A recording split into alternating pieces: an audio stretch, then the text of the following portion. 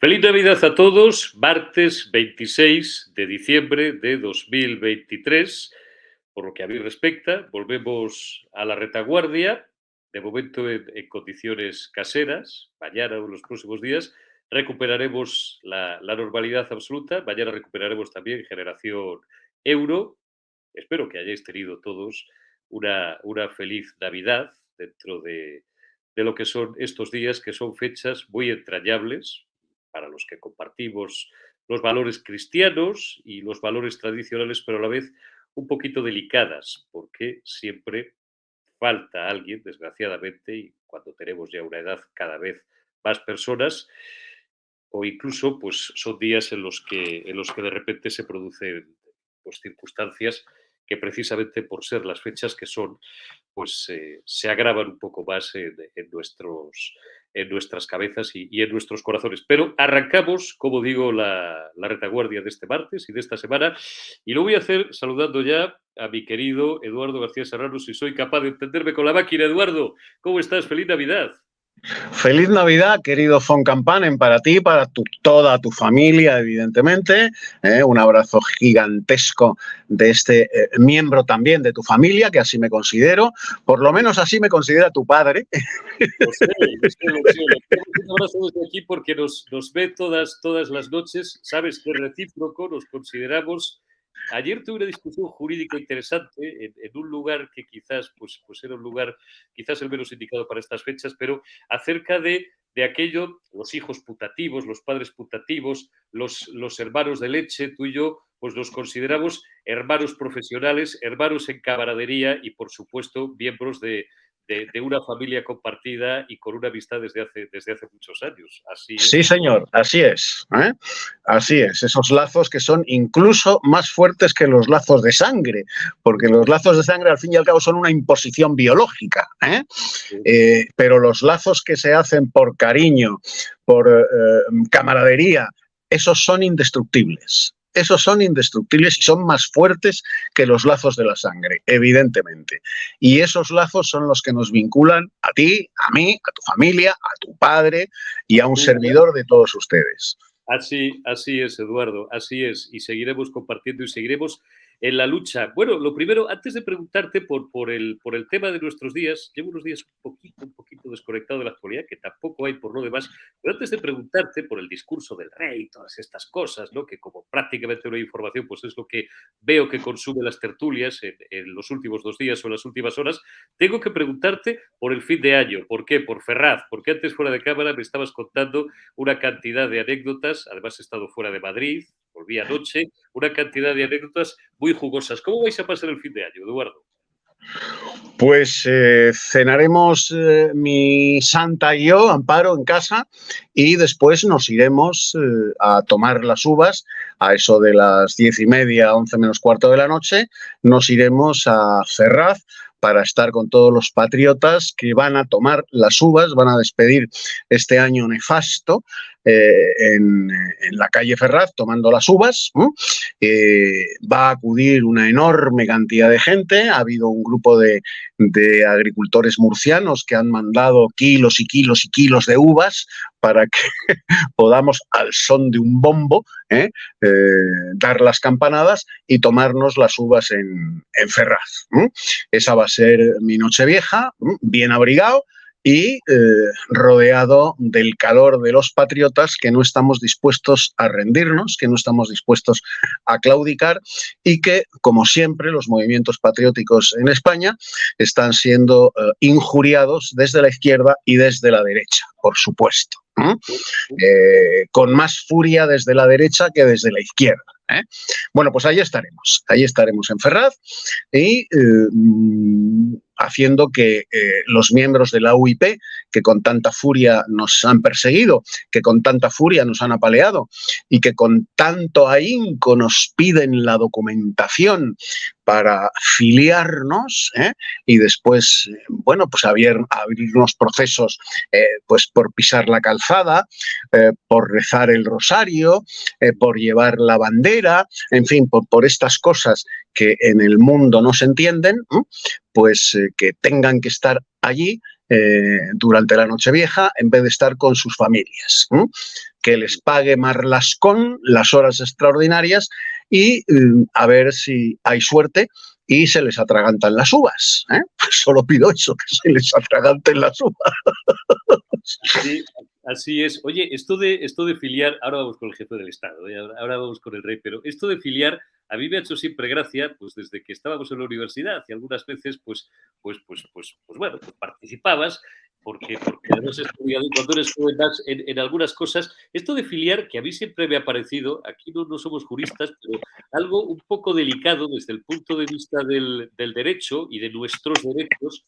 Yo siempre he pensado que se hacía un poco por acojonar y por lo que me dices lo están haciendo con profusión en los últimos días, para amedrentar a la gente, con lo cual lo único que consiguen es que vaya más gente, claro. Que vaya más gente, efectivamente. O sea, es una medida que tú has padecido en la universidad, como lo hemos padecido todos, cuyo único destino, cuyo único objetivo es eso, meterte el miedo en el cuerpo. Una vez que te han pedido el carnet de identidad, han tomado nota del mismo y te han dejado marchar, pues ya vives en permanente acojone. Bueno, pues desde aquí, a todos los patriotas de Ferraz, no os acojonéis porque no pasa nada. No pasa nada. Y además hay equipos de abogados patriotas, que se han puesto a disposición de los que han sido filiados para llevarles el proceso a que haya lugar absolutamente gratis, sin desembolso de ningún tipo de remuneración para estos equipos de abogados, porque son abogados patriotas. O sea que tranquilos, porque eso no va más allá de el acto de que un musculitos de gimnasio de 1,90 se te acerque vestido de Robocop y te pida el carnet de identidad muy serio, muy circunspecto, incluso amenazante, ¿no? Bueno, pues dadles el carnet de identidad, que no pasa nada. Renglón seguido, os ponéis en contacto con este equipo de abogados que los conoce todo el mundo en Ferraz y les decís lo que ha sucedido y a partir de ahí tranquilidad absoluta. Que nadie se asuste porque un Robocop de gimnasio de la UIP le pida la afiliación. No enfrentaros a ellos, les enseñáis el carnet de identidad después de exigirle a él que se identifique, porque es vuestro derecho. Si un Robocop de gimnasio de la UIP, si un musculitos de estos de Marlascón os pide la identificación en Ferraz o cuando ya la gente se va por la calle Marqués de Urquijo, exigidle a él, antes de enseñarle vosotros el carnet de identidad, exigidle a él que os enseñe su identificación, su placa. Estáis en vuestro derecho. Está obligado el musculitos de Marlascón, vestido de Robocop, está obligado a identificarse cuando el ciudadano así se lo pide. Y así es. Oye, vamos con el discurso del rey. Ya después de haber calentado un poco la banda, te dejo el balón en la frontal del área para que remates. ¿Qué te pareció? Ya me imagino lo que vas a decir, pero bueno, pues nuestros amigos. En contra de la opinión imperante en la prensa de la derecha artrítica, de la derecha babosa, de la derecha pusilánime, que hablan del discurso del rey, bueno, pues como si fuera el discurso de Pericles a la juventud ateniense ante la invasión de los persas, yo he de decir que es un monumento a la nada, a los lugares comunes de la democracia y la Constitución, a la exaltación de la Constitución por encima de la nación española. Hay un momento en que el monarca, de momento, sigue siendo el monarca, no sabe la que le espera el pobrecillo, pues dice que la Constitución y a su lado España. Ese es el orden de prelación del rey. Primero la Constitución y a su lado España. Pues mire usted, majestad. Y digo majestad por el respeto que me merece la institución monárquica en España desde Ataulfo hasta nuestros días, la monarquía hispánica. de la que usted no es precisamente un excelso representante. En las Cortes de Cádiz, tan alabadas por liberales y demócratas de todo pelaje, el tapiz que ornamenta el salón en el que se aprueba la primera Constitución española, la PEPA, la de 1812, pues en ese tapiz hay dos palabras escritas, por este orden de prelación: patria y libertad. Patria y libertad. O sea, no Constitución y España. Lo primero es la patria. Y usted tuvo el desliz, por ser generoso en la expresión, de situar la Constitución por encima de la patria. Bueno, pues mire usted, no. Por lo demás, un discurso ramplón, un discurso que hubiera podido fermar cualquier mercachifle, cualquier titirimundi, cualquier culiparlante del PSOE, y punto. Y no hay más, es que está en ese papel de ser nada más allá de un mascarón de proa, de un elemento ornamental del sistema y de la guinda de la tarta democrática y constitucional. Sus alabanzas al periodo constitucional vigente, pues son todas ellas producto de la factoría Walt Disney, porque dice que gracias a la Constitución, decía el rey que gracias a la Constitución, España ha tenido los años de prosperidad, paz, etcétera, etcétera, etcétera, y todas las bondades bíblicas más largo de su reciente historia. Lo cual es falso de toda falsedad. Lo cual es falso de toda falsedad, porque el principio del discurso empieza dirigiéndose a esa gran mayoría de españoles que carecen de lo imprescindible para llevar una vida digna, con lo cual en el introito de su discurso desdice lo que a renglón seguido afirma para alabar la Constitución de 1978 y a su lado España.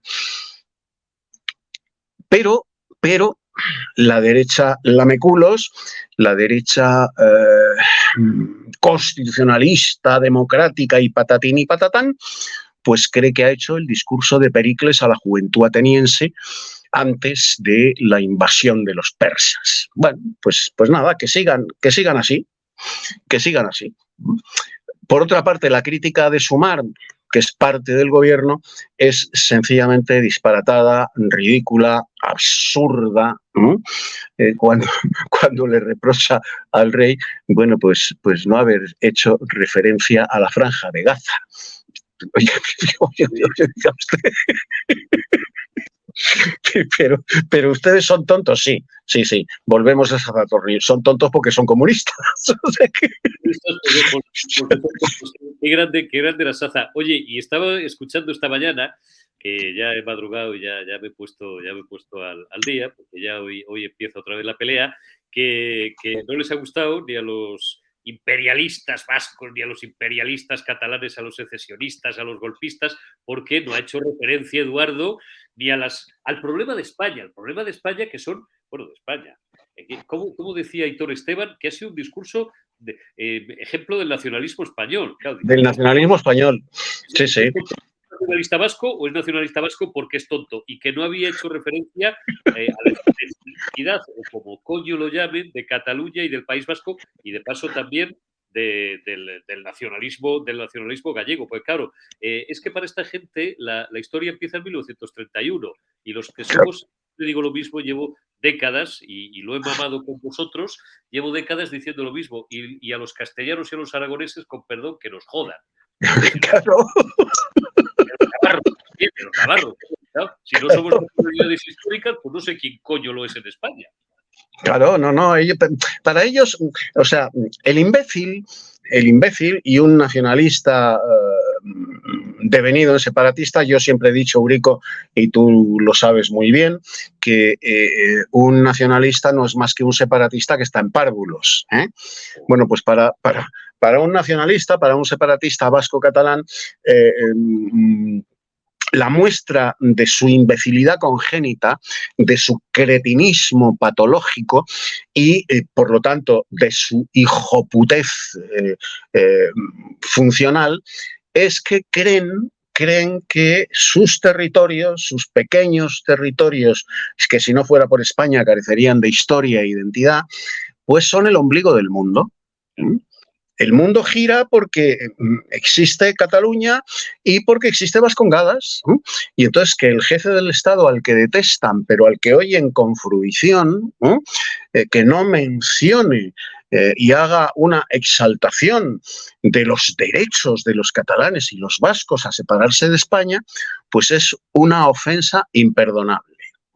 Bueno, yo es lo único que le doy un aplauso a este Borbón, en que no hizo la más mínima referencia a el derecho de los pueblos de España a autodeterminarse, a decidir por sí mismos democráticamente y constitucionalmente su destino al margen de España.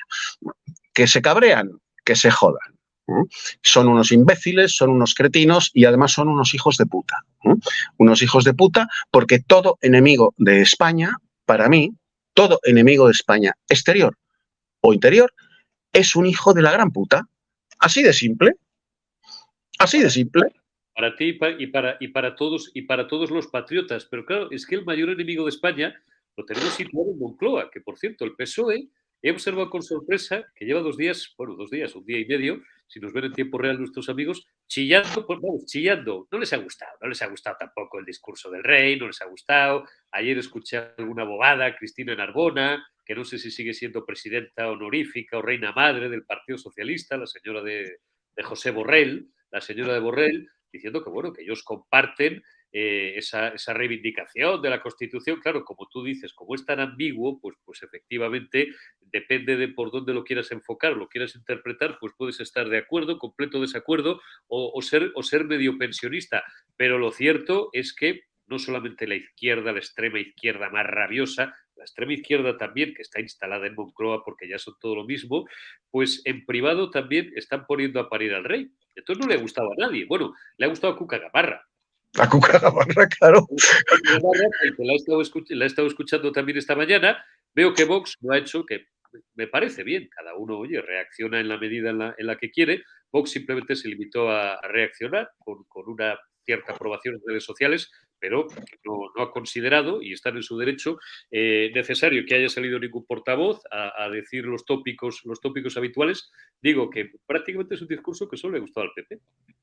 Sí, solo ha gustado al PP porque está en el tono templadito, en el tono untuoso, en el tono lameculos del sistema del PP. Y yo no digo que el rey se tenga que transformar en un antisistema, pero hombre, querido Urico, por ejemplo, que hubiera salido el día de Nochebuena y se mete al país en el bolsillo, se mete a todo el país en el bolsillo, pues no te digo yo que parangonando a Andrés Torrejón, ni mucho menos el alcalde de Móstoles. Españoles, Madrid perece víctima de la perfidia francesa, acudida a salvarla. No, porque para eso hay que tenerlos muy bien puestos y los Borbones ni siquiera los tienen puestos. Pero hombre, dirigirse a los españoles diciendo el trance por el que el avatar de las urnas está haciendo pasar a nuestra patria es sencillamente intolerable. No consentiremos de ninguna manera que España se disgregue, que España se rompa. De ninguna manera que es el rey de España dirigiéndose al pueblo español la noche del 24 de diciembre, os quiere garantizar, para que tengáis la seguridad en vuestras cenas familiares, que España no se va a romper, que España no se va a desunir. Y para eso tenemos una Constitución, y haces la alabanza de la Constitución que quieras hacer, en la que yo, como capitán general de los ejércitos de España, llegado el momento, haremos activar el artículo 8 de la Constitución, que encomienda a las Fuerzas Armadas, a los ejércitos españoles, la última garantía de la permanencia de la unidad de la patria. Españoles, cenad tranquilos porque España no se va a romper por muchos avatares de las urnas que propicien el poder de los que quieren destrozar a nuestra nación, que es la más antigua del mundo. Efectivamente, si no se rompe desde Don Pelayo, no lo van a romper estos manguanes. ¿Por qué coño metieron? Esto lo tengo muy hablado contigo y con Camacho, también, sobre todo con Camacho. ¿Por qué coño metieron el artículo 8 en la Constitución si cada vez que lo invocamos, dentro de vamos a ser escrupulosos con el respeto constitucional y esto y lo otro, cada vez que lo invocamos, lo más suave que nos llaman es golpistas? Sí, sí, claro, porque a los separatistas es un artículo que, a fe mía, Eurico, que es un artículo que no va más allá de la pura necesidad de copiar al resto de las constituciones de Europa, en las que también se encomienda a sus ejércitos la preservación de la unidad nacional de cada uno de sus países, pero que en España es una flor retórica. Constitucional, pero retórica, como tantas otras cosas en la Constitución que son flores retóricas. No hay más, no hay más. Es un artículo que, siendo constitucional, no se va a poner en funcionamiento nunca. Aquí, y vuelvo a relatarlo, el jefe del Estado, o sea, Felipe VI, no va a hacer lo que hizo el jefe del Estado italiano, o sea, el presidente de la República de Italia, allá por los años 90, cuando Bossi trató de independizar la Padania, en aquel movimiento político secesionista en el que Bossi trató de independizar al grito de Roma ladra, Roma ladrona. ¿Les suena a ustedes lo de España ens roba? Bueno, pues estaba copiado del grito de Bossi, Roma ladra, Roma ladrona. Bueno, pues cuando Bossi trató de independizar la Padania, el jefe del Estado de la República Italiana, Oscar Luigi Scalfaro, le hizo ponerse en pie en el Congreso italiano. Le hizo ponerse en pie para dirigirse a él. Y le dijo: señor Bossi, como siga usted por ese camino, solo se encontrará con el ejército italiano con la Constitución en la mano. Al día siguiente se acabó.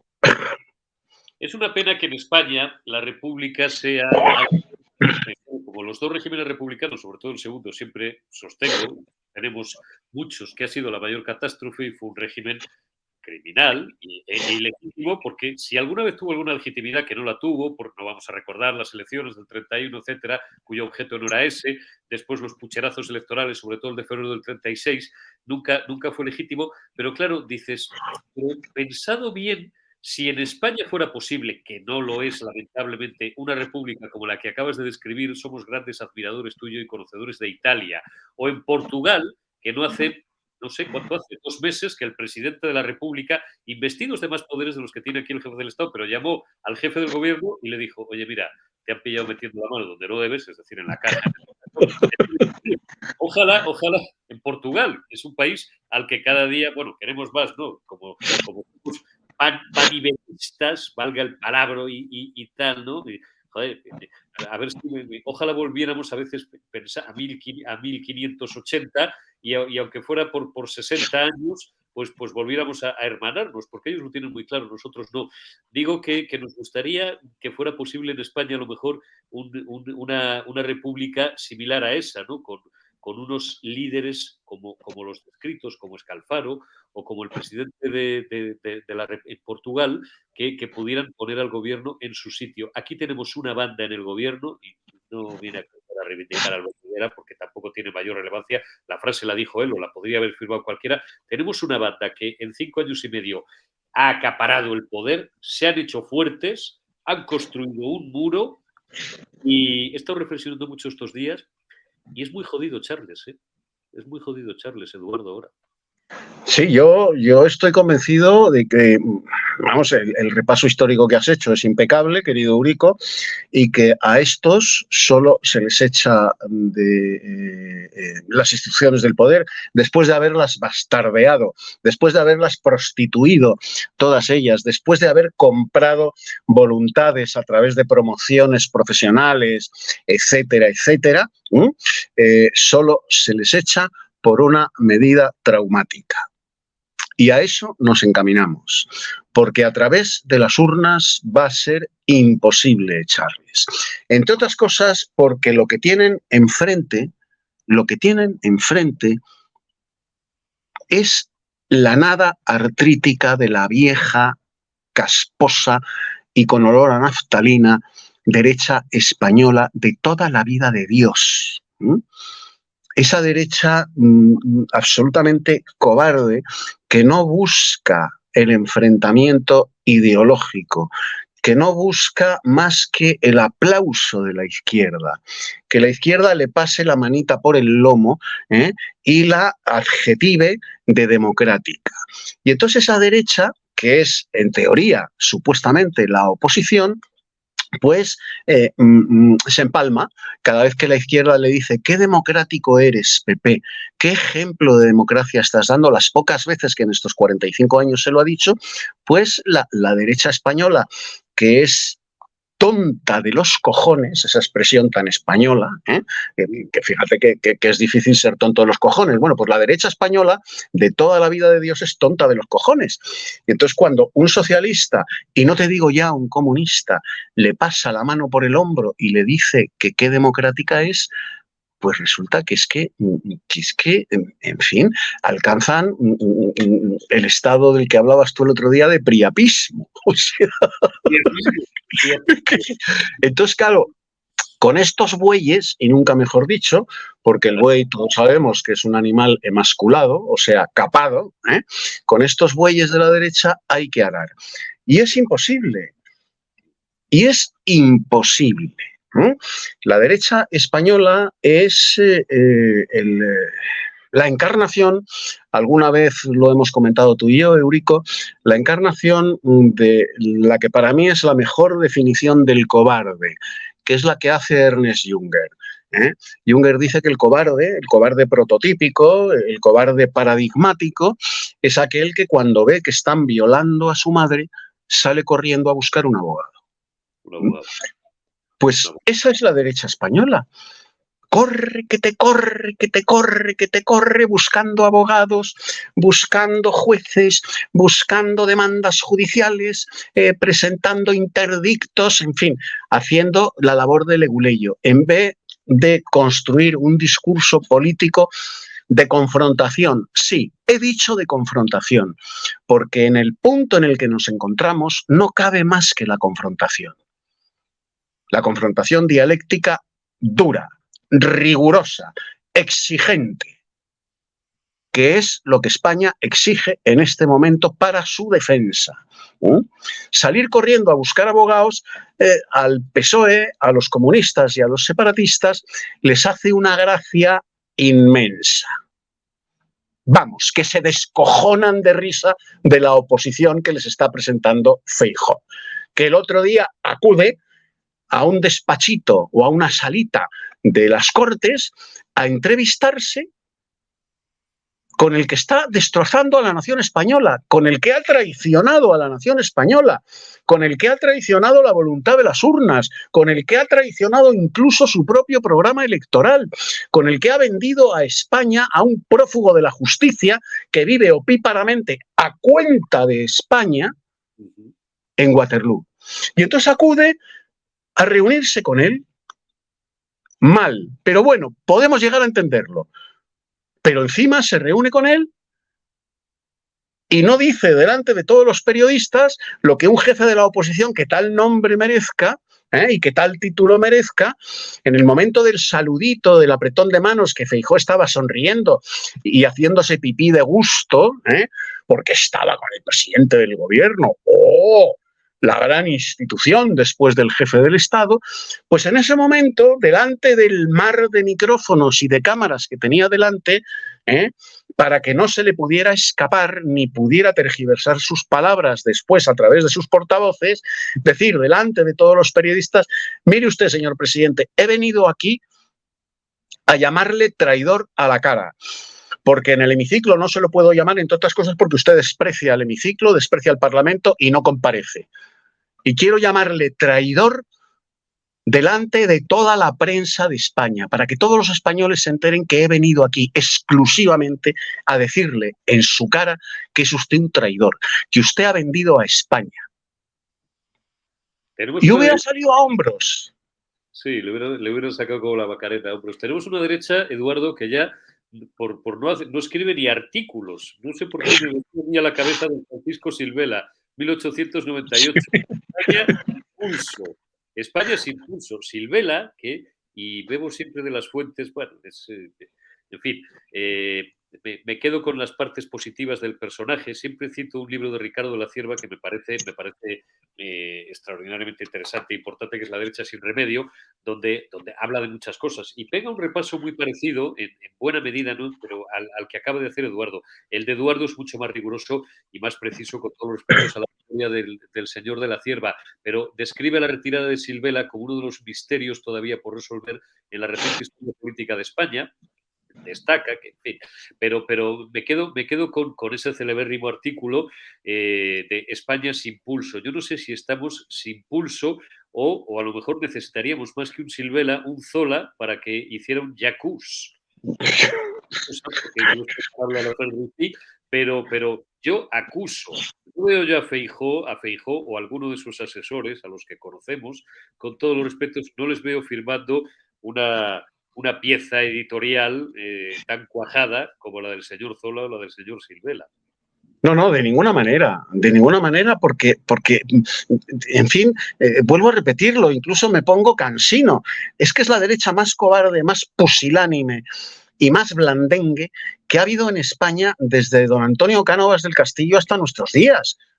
O sea, es una derecha vergonzosa la que padecemos y es uno de los grandes males, por no decir el mayor, que padece España.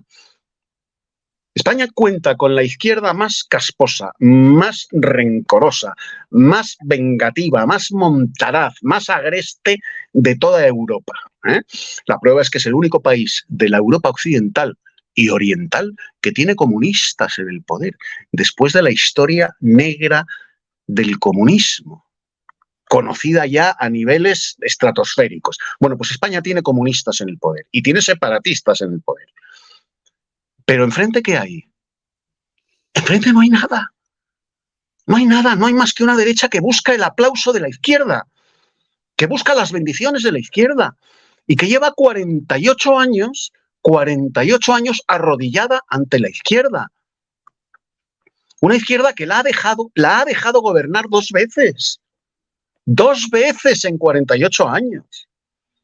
Y que en la última ocasión, el 23 de julio, le arrebata, en función de unos pactos de burdel separatista y de checa comunista, le arrebata el triunfo en las urnas. Es verdad. Podían espabilar porque ya lo hablamos en la última ocasión, pero es pertinente volver a recordarlo, porque dices que 48 años arrodillados. Es que si dejamos al margen el asesinato del general Prim, porque parece que eso iba de otro palo, la izquierda en España ha asesinado ya a 4 presidentes del gobierno. Es que has hablado de don Antonio Cánovas del Castillo, 1897, bueno, José Canalejas en 1913, Eduardo Dato, otro representante de la derecha, la que de la Cierva llama la derecha de intereses, en 1921, Eduardo Dato Iradier, asesinado también después de un proceso revolucionario de 1917, encabezado como siempre por el PSOE, y luego en 1973 el almirante Luis Carrero Blanco, asesinado por una banda terrorista criminal de ultraizquierda, que era y sigue siendo, que haya dejado de matar hace unos años, la banda terrorista ETA. Digo que ¿qué más le falta a la derecha para espabilar? Que le asesinen otro líder. Si es que no va a espabilar, Eurico. No va a espabilar. La derecha española no espabilará jamás. No espabilará jamás. Está en su genética. Está en su genética como la mezquindad, la villanía y el crimen y el latrocinio. están en la genética de la izquierda. La derecha española es una imbécil clínica, de diagnóstico clínico. Y es una cobardía la suya, bueno, pues atestiguada por el paso de los años y por sus acciones políticas, desde Gil Robles hasta nuestros días. Es una derecha sencillamente despreciable. Despreciable, pero no anda todavía el soplagaitas de Feijóo. Y mi respeto a los asturianos y a los gallegos. No es lo mismo un gaitero que un soplagaitas, ¿eh? Ojo. No anda todavía buscando socialistas decentes. ¿Pero qué le hace falta a este soplagaitas para llegar a entender que no hay socialistas decentes? Que el único socialista decente en más de 100 años de historia de ese partido nefasto, criminal y ladrón ha sido Julián Besteiro. Uno, en más de un siglo. Uno. Todos los demás son unos ladrones, unos cómplices de criminales, si no criminales de propia mano. Como tú muy bien has relatado. Una izquierda que ha asesinado a 5 presidentes del gobierno y que se presenta ante los españoles y ante la derecha como democrática, tolerante, progresista. Y esto la derecha lo admite. Y sigue buscando un PSOE democrático, un PSOE decente, cuando históricamente eso es imposible. No existe, coño. A ver si te enteras, Feijóo. A ver si te enteras, Cucagamarra. No existe un PSOE decente. Es el partido más criminal y más ladrón de la historia política de Europa. Y a Maura no le asesinaron porque no pudieron, porque recordabas tú el otro día de forma pertinente las palabras de Pablo Iglesias, no el de ahora, sino el de finales iba a decir del anterior, no, es que ya estamos en el 21, del siglo XIX, claro. Dijo que llegarían al atentado personal y unos días después fue tiroteado en Barcelona, claro, por pistoleros socialistas, pistoleros de la izquierda. El presidente del gobierno que era don Antonio Maura. Bueno, pues la derecha eso no lo entiende. No lo entiende y por lo tanto no lo acepta. Y entonces busca que es como mandar a un niño en un campamento a buscar gamusinos. ¿Eh? Eso que hemos hecho todos en los campamentos con los más jóvenes o los más pequeños. ¡Hala! Iros a buscar gamusinos. Bueno, pues busca un socialismo decente como si buscara gamusinos. Y entonces niega su propia historia, su propia persecución. Y cree que hay un partido socialista decente, democrático, tolerante, constitucionalista, que no, mire usted que no. Que eso no existe, no ha existido nunca. En España, un partido socialista decente, democrático, tolerante, progresista. Pero no veíamos el otro día a esa cémila que es el Óscar Puente calificar a Bildu de partido democrático y progresista. Progresista, sí. Pero animal de bellotas, ¿eh? Animal de bellotas. Tú eres consciente de lo que has dicho. De que Bildu es un partido democrático y progresista, un partido que está de sangre hasta los zancajos, un partido que se ufana de sus asesinos, un partido que ha metido en sus listas electorales asesinos convictos y confesos con sangre hasta en el paladar.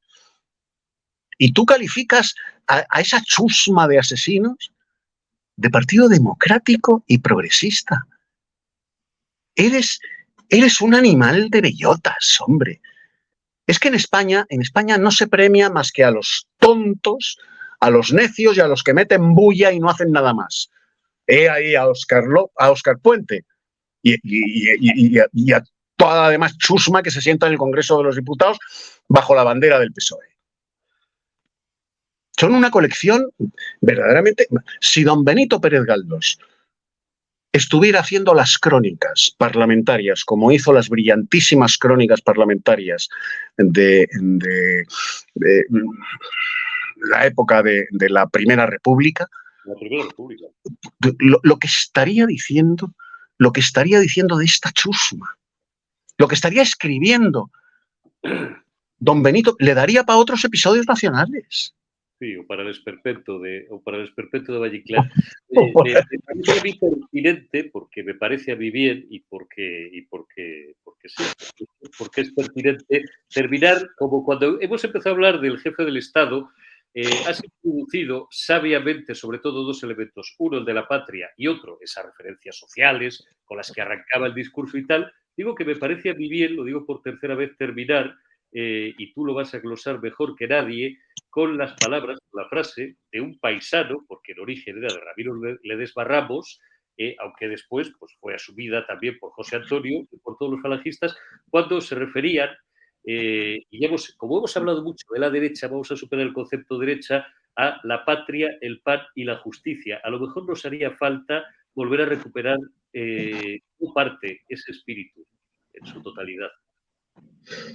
Pues sí, efectivamente, Eurico. Habría que recuperar ese espíritu.